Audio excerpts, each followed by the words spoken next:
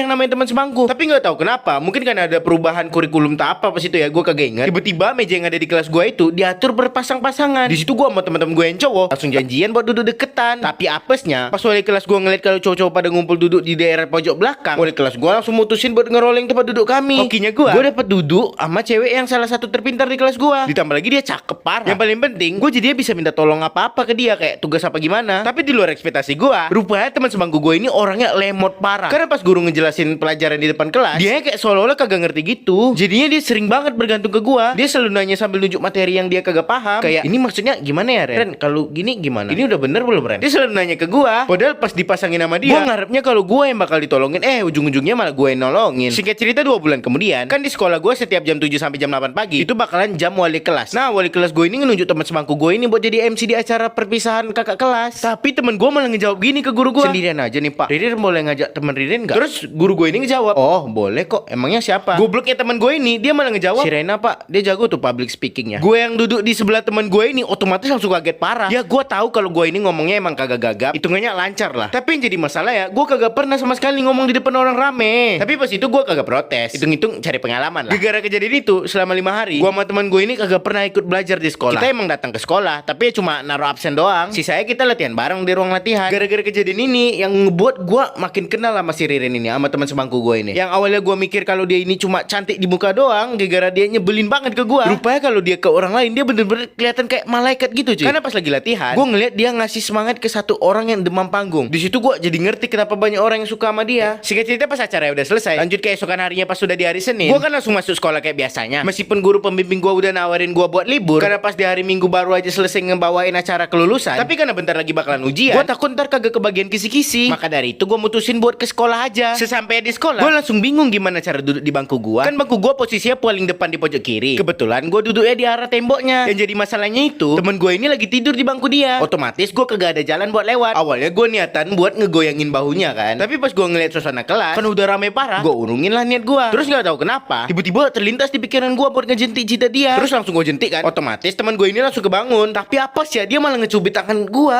yang ngejentik dia. Di situ gue langsung teriak kayak pria sejati. Gara-gara itu semua teman sekelas gue langsung ngeliat ke gue sama teman sebangku gue ini. Terus pas gue udah duduk di bangku gue, si teman sebangku gue ini ngebisik, kau nih Ren. Terus karena gue kagak terima disalahi, jadi gue ngejawab, lah kok aku? Coba kalau kau nggak tidur tadi nggak bakalan gini. Terus gak ada angin gak ada hujan. Habis gue ngomong gitu, teman sebangku gue ini langsung ngegenggam punggung tangan gue, tangan yang habis dia cubit. Di situ gue langsung kaget, kenapa Ren? Terus dia ngejawab, gak apa-apa. Di situ hati gue nggak tahu kenapa langsung dak dikser. Padahal biasanya si teman sebangku gue ini orangnya nyebelin banget. Dia biasanya cuma nunjukin sifatnya yang nyebelin di depan gue. Tapi kali ini kok agak beda. Jadi gue